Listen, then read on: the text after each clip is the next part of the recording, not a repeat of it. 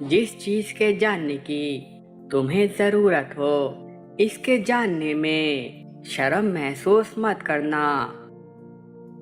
اپنی ذات سے دوسروں کو انصاف دلاتے رہنا اور بغیر مجبوری کے کسی سے اپنی ذات کے لیے انصاف کا مطالبہ نہ کرنا۔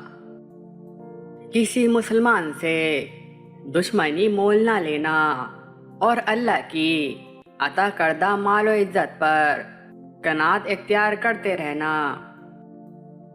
اپنے پاس موجود مال میں کفایت شعاری سے کام لیا کرو اور لوگوں سے بے نیاز ہو جایا کرو۔ روزانہ پابندی کے ساتھ قرآن مجید فرقان حمید کی تلاوت کیا کرو اور اس کا ثواب حضور اکرم صلی اللہ علیہ وسلم اور اپنے والدین، استاد اکرام اور تمام مسلمانوں کو پہنچایا کرو۔ اپنے دشمنوں سے زیادہ دوستوں کے شر سے بچا کرو، اس لیے کہ لوگوں کی عادات میں بکثرت خرابیاں واقع ہے۔ اب تمہارے دشمن تمہارے دوستوں کے ذریعے سے ہی تمہیں نقصان پہنچا سکتے ہیں۔ اپنا راز، مال، دولت، اختلاف رائے کی صورت میں اپنے موقف اور آنے جانے کے اوقات کو لوگوں سے پوشیدہ رکھنا۔ اپنے پڑوسیوں کی دی گئی تکلیف کو برداشت کرو اور ان کے ساتھ بھلائی کرو۔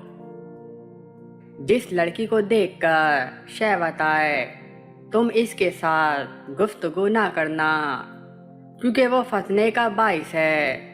چھوٹے بچوں کے ساتھ گفتگو کرنے اور ان کے سروں پر ہاتھ پھیرنے میں کوئی حرج نہیں۔